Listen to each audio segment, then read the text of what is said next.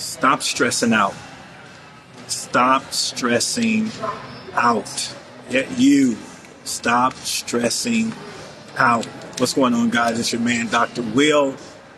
You guys know the deal. Let me know what city, what state, what country you are chiming in from. Even if you're watching the replay, let me know what city, what state, what country you are chiming in from. I'm here in the beautiful city of Phoenix, Arizona. So wherever you are in the world, let me know what city, what state, what country you are chiming in from. I wanted to come in here real quick and just talk to you guys about stop stressing out. Like, I talk to so many people that are literally stressing out in life over nothing. And the reason why is because we don't understand that it's a game. It's a game, right? It's a game. Life, it's a game, right? It's serious, but it's a game. And if you don't understand that it's a game, what will happen is, what's going on, Indiana in the house, what will happen is you'll take it so seriously that you will literally stress yourself to death. You guys remember when we were in high school, those 4 years that we were in high school, how pressurized those years were. We were worrying about if we had the latest shoes. We were worrying about if we had the latest clothes. We were worried about if we were in the cool group. Well, what's going on now is, because of social media, we've extended that pressure, right? That 4 years, how pressurized high school was, we've now extended it because of social media. When we graduated high school, how many remember that once you graduated high school, you didn't really see anybody from your high school anymore? High school didn't matter. The only time that mattered was, I'm getting ready to go to my 10-year reunion, my 20-year reunion, and my 30-year reunion. So that was the only time that you worried about, what anybody else thought about you, because now your new coworkers, they didn't know you in high school. They didn't grow up with you. So you had a new slate with them. But now with social media, it's like the high school reunion is every day.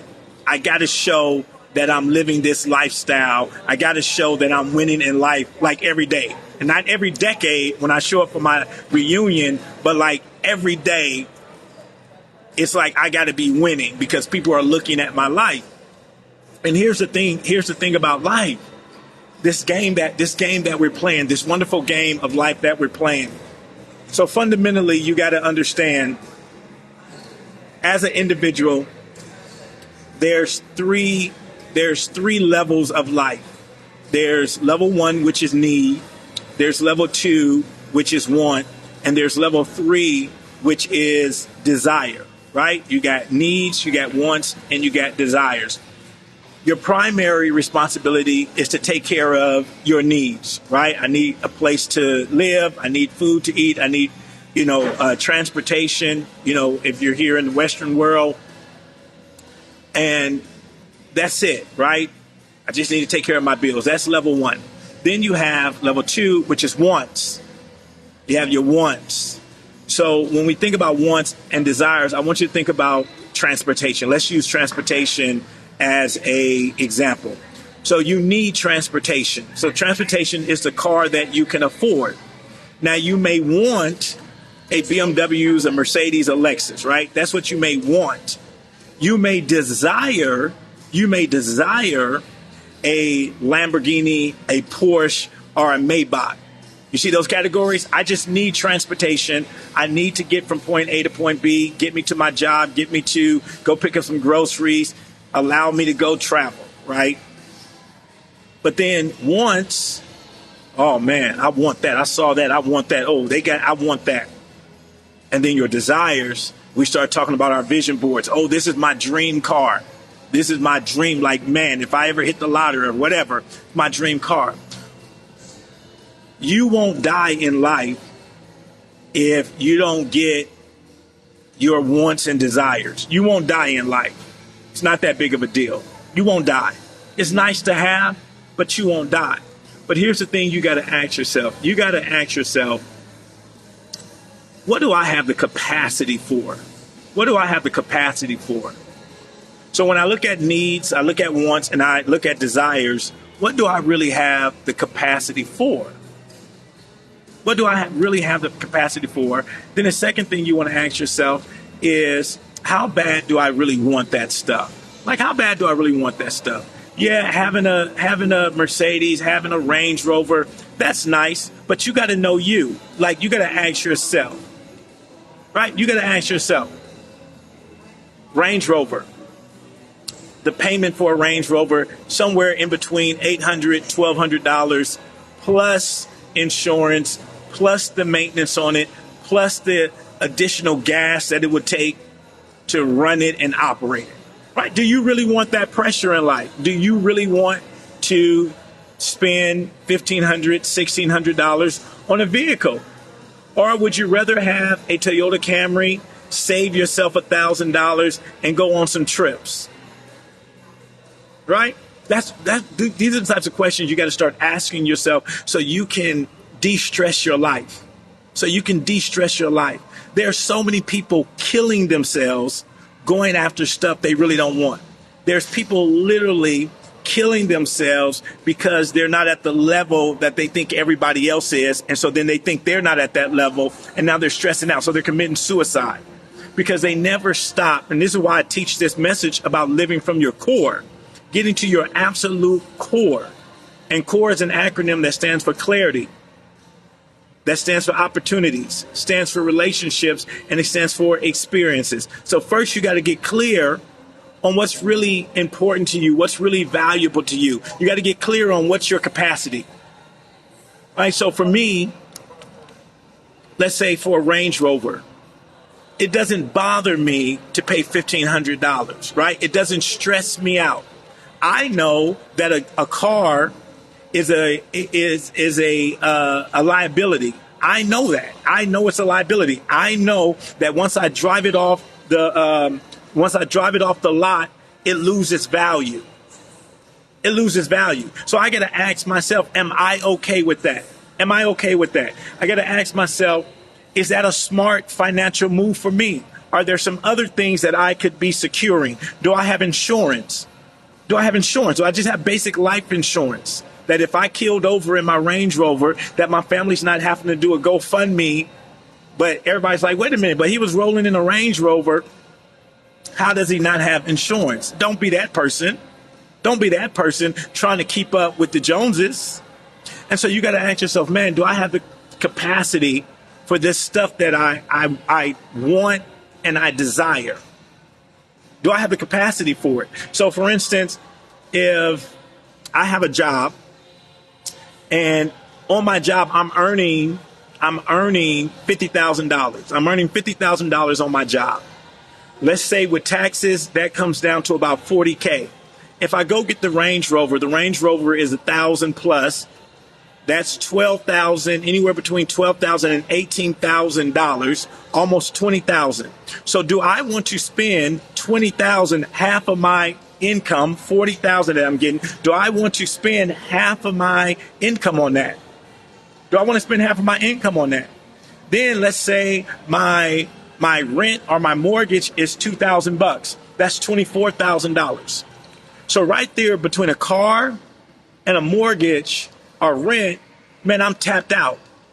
So I can't go on vacations. I can't go nowhere else. And so I'm really miserable now. Now, every time I go out and somebody sees me in my Range Rover, they're like, oh, man, he's balling. Oh, man, he's doing this and he's doing that. But when I get home, I'm miserable. I can barely keep food in the refrigerator. I can't go out with my friends because, man, gas prices, it's costing $130 to fill the tank up. And so,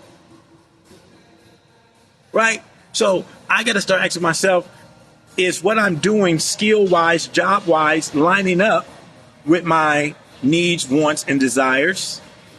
So then when you start looking at your wants and your desires, there may be some changes that you may have to make. You may have to make a career change so you can get in alignment with your wants and desires. But as long as you're earning 40K, 50K, but you have these desires and wants that are up here, and nothing wrong with wants and desires. It's a part of all of us. But you got to ask yourself, once again, Do I have the job that's going to be able to provide for that? And if not, then what do I need to do? What do I need to do in the next 2 to 3 years to position me so getting my wants is not stressing me out? Going after my desires is not stressing me out. Because we're making this thing too hard. We're making this thing too hard. You know, I was looking today because this is how this social media thing feeds us. I watched a particular video on my phone, and then ever since then, the algorithm has been pushing me that type of information. Now, I was just watching it for some other reason. I wasn't watching it because I was interested in it. I was watching it for some other reason. Somebody mentioned it to me or whatever. But now the algorithm. And so in your life, like when you go up and down your, whatever you're searching for, that's what the algorithm's going to give you. That's what the algorithm's going to give you. So it's possible that every time you turn on this phone and every time you go on social media, it's pushing you, right? You went to go look at that Lamborghini, and now everybody that has a post on Instagram with a Lamborghini is going to start pushing it to you. And it makes you feel as though you're behind the game. And so the key is, guys, in living from your core is to get really clear on yourself.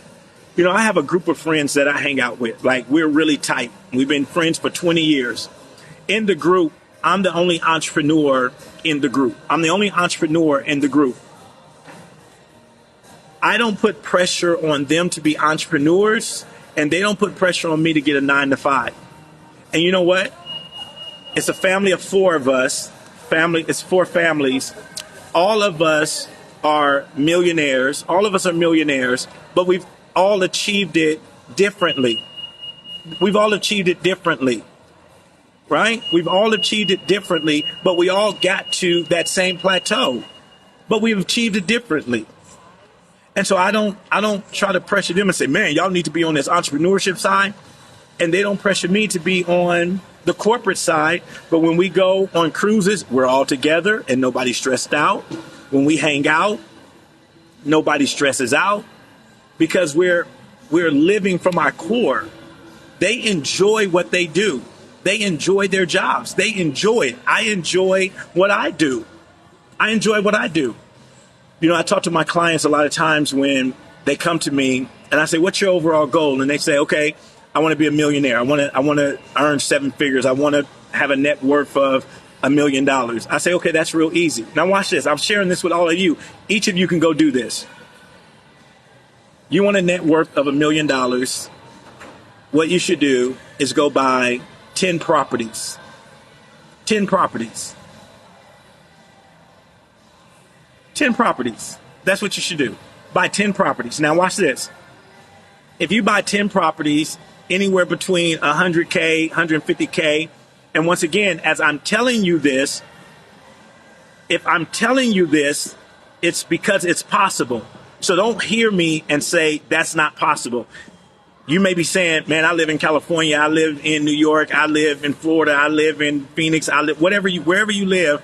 Don't say it's not possible. If I'm telling you, it means it's possible. If I'm giving it to you as a suggestion, it means it's possible. Now, it may not be possible where you are, so that means you need to stretch out. You need to start exploring. You need to start exploring. But here's the deal. You go get you 10 houses, 100K. At 100K, 10 houses, that's $1 million net worth. It may take you the next 10 years to learn how to do that, to build up the faith, the confidence to go do that, to execute that. But in 10 years, you'll be far better than you would if you did not do it. And so you don't need to stress out about becoming a millionaire because that's easy. Becoming a millionaire is easy. I just gave you a plan.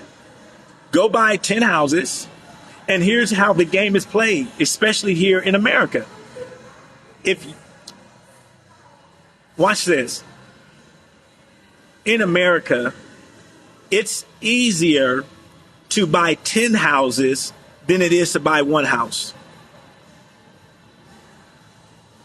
It's easier to buy 10 houses. If you went and you said, you know what, I got a package, here's 10 houses that I want to buy. it's easier to get a loan for those 10 houses because the bank is going to look at it and the bank is going to say, okay, if this person defaults, we have this collateral. We have these 10 properties. Versus if you're just trying to go and get a house, they look at what? They make you sign up everything. They look at your credit score. They look at your job history. They make you put down 20%, all that kind of stuff, right? Because it's more risky if you only have one house than if you have 10 houses. See, if I have 10 houses and let's say one of them is not renting, the other nine houses can cover the rent on the one, can cover the mortgage on the one. The other 7 houses can cover the mortgage on the 3 that's not renting right now. So the bank looks at that and says, that's a safer bet. That's the game. That's the game. But if you don't know that game, you get stuck in the game of saying, man, I'm trying to save up. I'm trying to get my credit score to 630, 650, trying to save up $20,000. In that game, when you're only making $40K, you're paying $1,500 for the Range Rover. Now they're going to tell you, wait a minute, your debt to income ratio is too high. Your debt to income ratio is too high. You're paying $1,000 for the Range Rover. So now they're going to say you're not qualified to get the house because you're playing the wrong game. You're playing the wrong game. So listen to what I'm saying. It may take you 3 years to understand what I just said, but it's still going to be worth it. If you just keep in your mind and your spirit that you said, man, Will said if I go buy 10 houses, if he's saying I can buy 10, it must be possible. It must be possible for me to be able to go buy 10 houses. He wouldn't lie to me. I wouldn't lie to you. And so, once again, you may have to go out of your comfort zone. You may have to go outside of your state and your city to find these properties. But I dare you, when we get off this live, I dare you to go do a search and just go and do 3 bedroom, 2 bath, 100K houses and just see what pops up. See if I'm crazy or not. See what comes up. Now, there may be some houses that show up that you may say, man, I wouldn't live in that house, but it's not about you because you're going to be renting the house. It doesn't have to be your dream house, but it could be somebody else's dream house. It may not be your dream house, but it could be somebody else's dream house. You guys understand that? And so I want us to stop stressing out about life and just start asking ourselves different questions. Like for those of you who follow me, you know my goal is to become Compton's first billionaire. But that's a game to me. That's a game to me. If it happens, wonderful. If it doesn't happen, right now in my life, I'm playing with house money. I'm playing with house money. Like I've done and accomplished more than I ever thought I would ever do or accomplish in life. I've gone farther than I ever thought I would do. I've explored this world more than I ever thought I would explore it. For the first 20 years of my life, I didn't go further than 20 miles outside of Compton, California. For the last 27 years of my life, I've been to 60 countries. I've lived in 5 different countries. So I've done far more than I ever thought I would ever do. So right now I'm playing with house money. So earning $1 billion is a game to me right now. So I just think about different ways. You know, we're getting ready to go into an investment opportunity that will generate for me somewhere between $250,000 to $300,000 a month, right? And so now you leverage that over a year. That's about $3 to $4 million. We'll flip that. We'll do some more things. But it's a game to me now. It's just a game to me. So now all I'm doing is looking for investment, different companies. I'm invested in different companies. Like if I told you some of the companies that I'm invested in, you guys would be shocked. But now it's a game to me, right? I wasn't going to become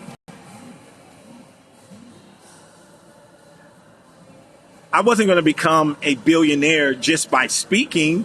So I had to look at what I was doing and had to say, okay, how can I maximize speaking? How can I maximize speaking?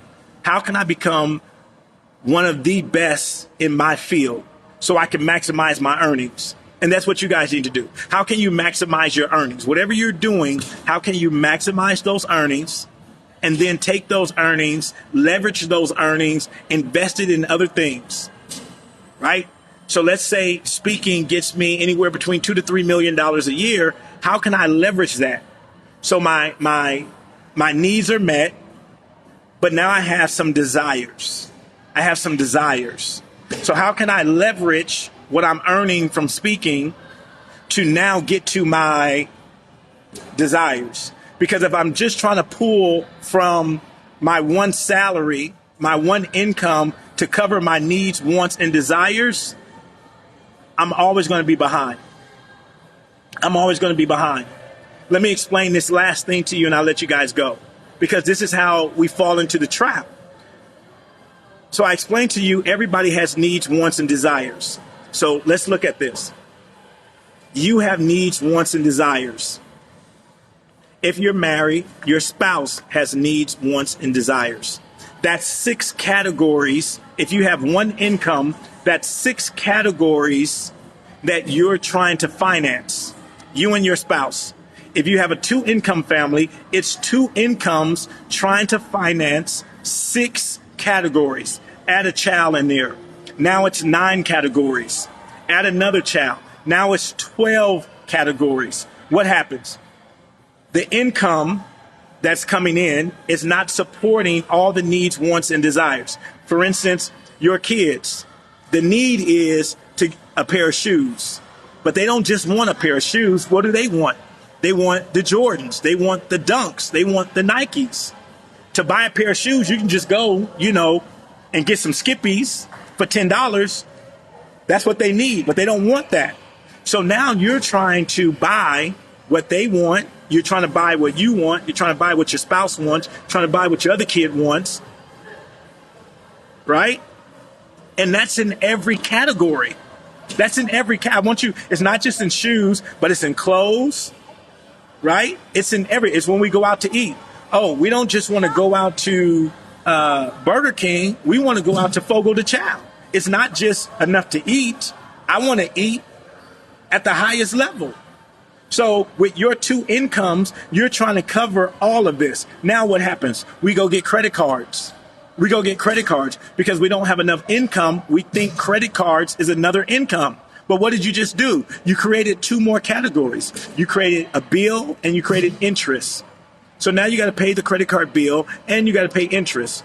So you went from having 12 categories to having 14 categories. And so every credit card that you have in your pocket, you got to add 2 categories. Because every time you use it, you just created 2 other categories, a bill and interest. And so you're never going to win that game. If you're winning that game, if you're playing that game, you're never going to win that game. Most of us, a mortgage is 30 years. If you're 40 years old and you haven't bought a house yet, then what happens? The mortgage is for 30 years. That's until you're 70, but you're supposed to retire when you're 65. When you retire, your income is going to be cut in half.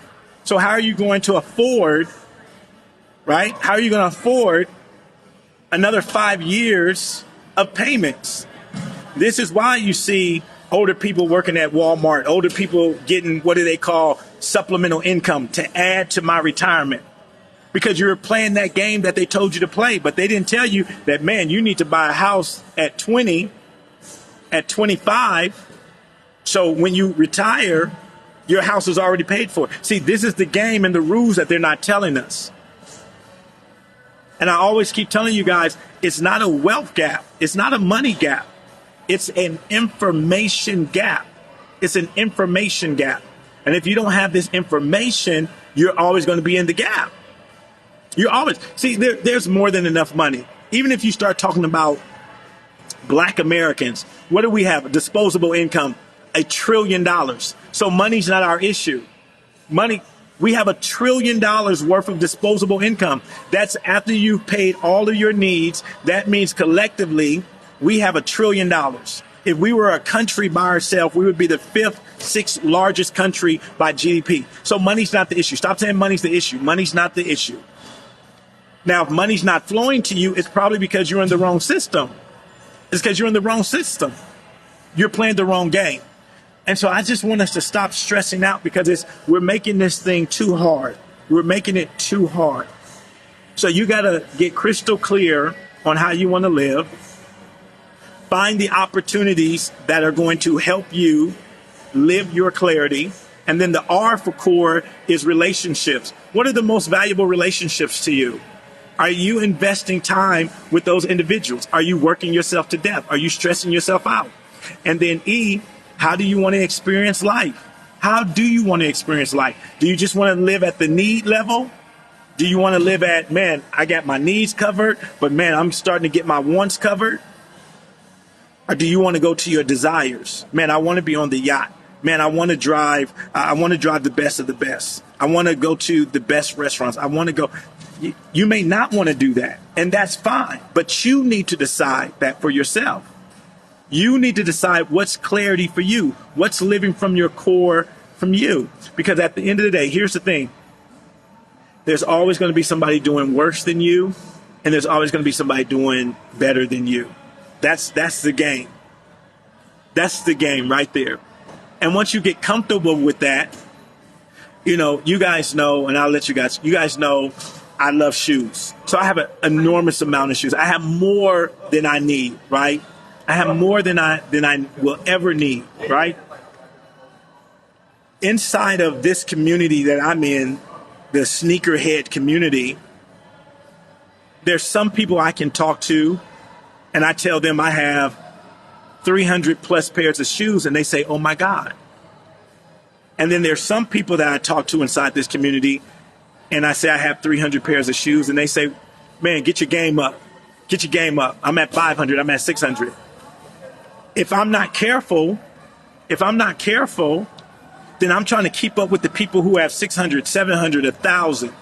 And they're on the whole, like I have a buddy, has about 1,000 pairs of shoes. But he does this as a job. Like he's a YouTuber and he's a reseller. He does sneakers as a job. I don't do sneakers as a job. I just like shoes. But if I get trapped in what he's doing and what he's buying, then I lose focus of what I'm doing. And then that's when you get in trouble. When you lose focus on what you're doing. And so where I am in my sneaker collection, I'm happy. I'm happy with what I have. There's not a shoe I need. There's not even a shoe I want. There's not even a shoe I desire, right? I buy shoes now just because I like shoes, right? I see a pair and I like them, I get them. That's it. That's it for me. There's not, oh, I need this.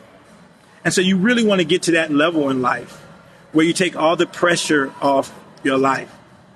Like I got a little gray, but I don't have that little gray that's coming in. That's just naturally, that's not from stress because I'm not stressed. I don't stress. I honestly don't stress. That's just naturally because I'm almost 50 now, but I'm not stressing out. I don't stress out. I don't stress out in my companies. I don't stress out in my life. I don't stress out in no area. I'm just chill. I'm chill will. And I want you to get to that level as well. So stop stressing out, guys. Learn whatever game you're playing. Learn the rules to that game. See if that's the game you want to play. And if you don't, then switch the game up. Level the game. Switch the game up, guys. But don't be out here stressing out. Life is too wonderful. Life is too beautiful. We get 80 years on this planet if we're lucky. And that's it. That's it. Like, that's it. Game over. After that, 80 years, it's game over. Nobody you were caring about in terms of worrying about what they were thinking about you. Like, don't get caught in that high school purgatory, right? Like, what are they going to say? I remember I used to stress out going first day of school if I didn't have the latest pair of shoes, if I didn't have new school clothes. That's how you guys are acting right now. Like, oh my God, you're too old for that. You're too old for that to be still playing that game. You remember we played that game in high school?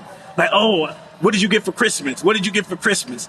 And now you're stressing out your parents because they didn't get you the latest shoes, toys, or whatever.